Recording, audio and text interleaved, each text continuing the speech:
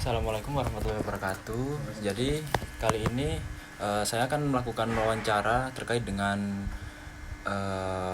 PDCA pada sebuah organisasi, pada sebuah industri. Oke, yang pertama pertanyaan adalah bagaimana cara Bapak menentukan tujuan usaha, misalnya target penjualan, produksi atau pelanggan? Berarti untuk pertanyaannya yang pertama terkait target penjualan kita biasanya sistemnya melalui internet, atau kita pemasaran melalui internet targetnya itu. Yang pertama itu, yang kedua langsung kita juga pernah sebar melalui email proposal ke beberapa perusahaan. Selanjutnya selain di perusahaan ada juga di komunitas juga, ataupun di kampus-kampus juga bisa. Kemudian target produksi kita yang pertama menekankan standarisasi dari beberapa lini produksi, mulai dari proses belanja kain, terus proses potong kain, proses sablon bordir, jahit, sampai finishing dan packing. Intinya dari kelancaran produksi itu tujuan target dari produksinya, mulai dari awal sampai item pesanan sampai ke customer itu diterima customer sesuai dengan yang dipesan. Selanjutnya target di pelanggan. Kalau kita target di pelanggan biar item pesanan yang dipesan pelanggan bisa sesuai dengan apa yang dipesan. Target kita itu dari target itu kita buatkan seperti file PO. File PO nanti dirincikan mulai desain pesanan, bahan pesanan, warna pesanan, jumlah ukuran, tanggal order masuk sampai tanggal selesai. Oke. Ada tambahan lagi, Mas? Oke Pak, lanjut ke pertanyaan kedua ya Pak. Bagaimana cara Bapak memastikan semua rencana usaha dijalankan dengan baik oleh tim atau karyawan? Untuk memastikan semua rencana berjalan dengan baik, kita ada semacam data atau laporan tiap lini produksi. Mulai dari kantor ini, dari tim admin, kemudian ada juga tim desain. Standarnya kita buatkan laporan sampai ke tim produksi. Jadi laporan mulai tim admin tuh nge-follow up customer, terus selain follow up customer juga membantu membuatkan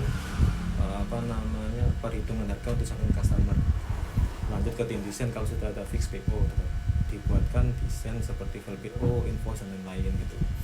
Lanjut ke tim produksi, mulai belanja kain nanti ada laporannya, terus lini potong kain juga ada, sampai ke lini sablon bordir, terus lini jahit, dan juga finishing packing, semua ada laporannya.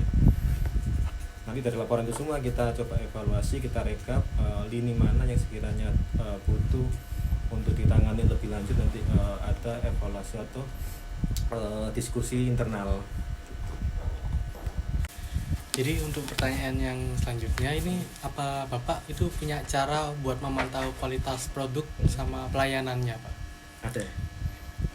Kalau memantau kualitas produk dan pelayanan, biasanya ada supervisor tim produksi yang ke tempat produksi untuk dicek dulu hasil sebelum proses finish dan packing. Dicek dulu hasil jadinya itu sesuai sama file PO atau enggak. Pertama mungkin kalau itemnya kaos, dicek dulu bahannya, dicek dulu desainnya, dicek jumlah dan juga ukurannya. Jadi sebelum masuk ke proses finishing dan packing, nanti ada tim atau supervisor kita yang ngecek langsung ke tim produksi untuk dicek kualitas produk, dan juga kalau di pelayanan biasanya tim admin bisa langsung by chat atau saat customer datang langsung ke kantor. Sudah cukup? Ya cukup, sekian. Terima kasih. Apa langkah yang Bapak ambil jika hasil tidak sesuai dengan rencana? Yang pertama, jika hasil tidak sesuai dengan rencana, ini hasil produksinya. Iya. Hasil produksi yang tidak sesuai, yang pertama kita cek dulu tidak sesuainya di mana. kalau tidak sesuainya itu cukup ringan, kita coba diskusi dengan tim produksi bagaimana cara mengatasinya. Misalkan ringan itu desain yang posisinya itu enggak lurus atau enggak stabil, selisihnya enggak terlalu jauh, itu nanti bisa mungkin dimasukkan toleransi untuk tetap lanjut ke jalan produksi. Kalau jika tidak sesuainya ini cukup jauh, kita ngulang dari awal, ngulang dari belanja kain, potong kain sampai ke ini sih nanti packing gitu. Oh, gitu Pak. Iya. Terima kasih Pak. Ya. Bagaimana iku cara Anda mengatasi iku masalah yang berulang dalam proses produksi atau iku layanan, Pak? Kalau ada masalah yang berulang, biasanya kita langsung mengumpulkan semua tim, Iya.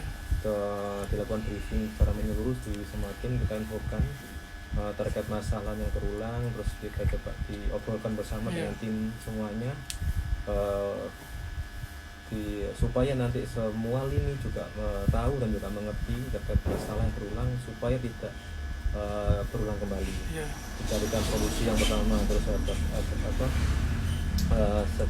dicarikan solusi, kemudian mencoba diskusi juga Iya. bareng dengan tim internal produksi supaya masalah itu tidak berulang lagi.